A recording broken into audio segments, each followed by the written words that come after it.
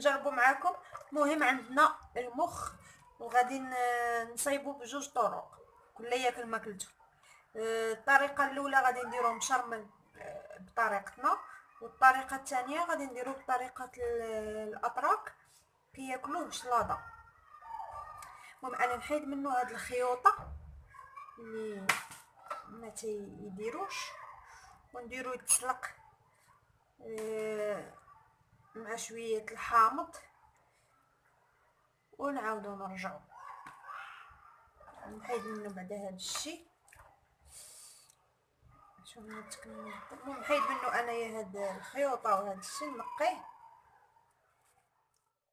درت المخي هذا مع طريف ديال الحامض يتسلق واحد شويه تيخرج يتحيد منه غير هاد الكشكوشه وهاد الشيء ونعاودو نرجعو. البنات ملي سلقناه غادي نقطعوه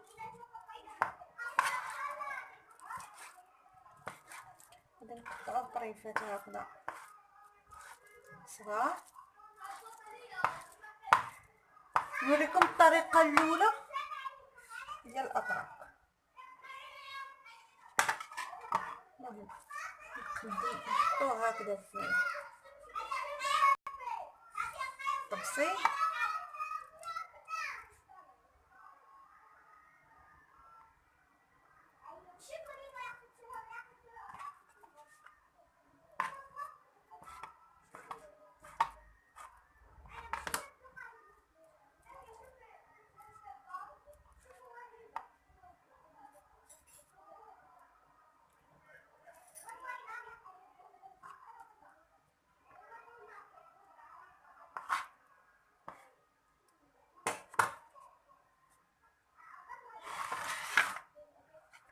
ياك، وغادي نزيدو عليه البصله خضاريه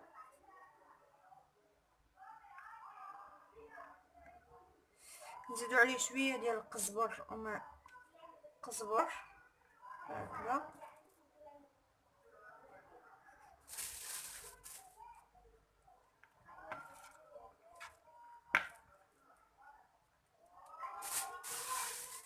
هما كياكلوه هكذا.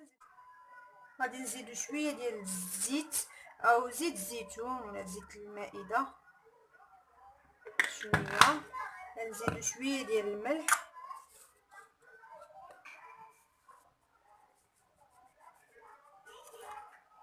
نزيدو شويه ديال شويه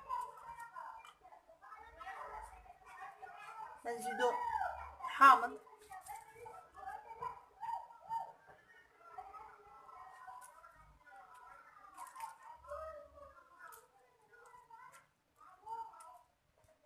صافي نخلطوه.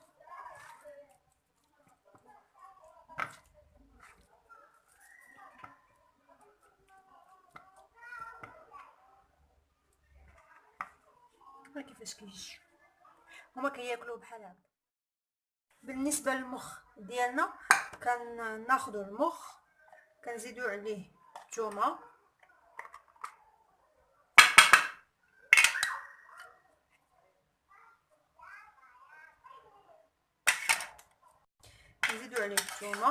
كنزيدوا عليه البزار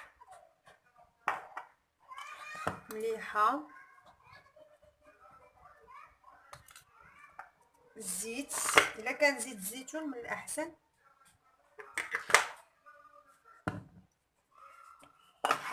شويه ديال الفلفل الاحمر شويه ديال الكمون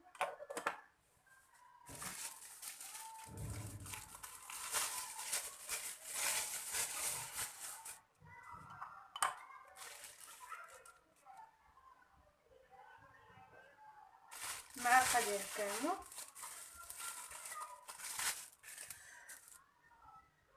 وشويه ديال الحامض اللي كيعجبو حامض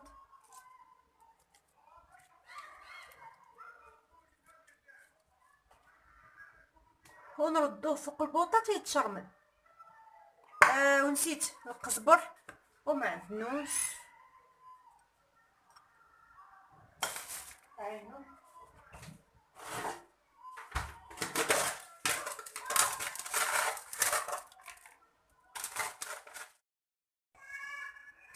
المهم البنات، ها النتيجة، ها نتوما. هذا المخ متشرمل كيفاش كيجي. ها نتوما الريحه طالعه يا سلام. وهذا وهذا الطبق التركي كيجي فيه غير بصله خضاريه وقزبر، هذاك المعدنوس، صافي هادشي اللي فيه. المهم خليو ليا في لي كومونتير لتحت في اللي عجبكم. تحدي بين الطبقين. المهم انا غناكل هذا وبانا غادي ياكل هذا، ولكن نتوما كتبوا ليا في اللي جاكم احسن. المهم هادوما يعني جبت لكم جوج طرق مختلفه، ونتمنى يا ربي يعجبوكم. وما تنساوش تخليو لي تعليقاتكم وإلا عجبكم الفيديو ديروا اشتراك وبارطاجيوه مع احبابكم. وبالصحه والراحه ورمضان مبارك سعيد، ونتلاقاو في فيديو جديد ان شاء الله.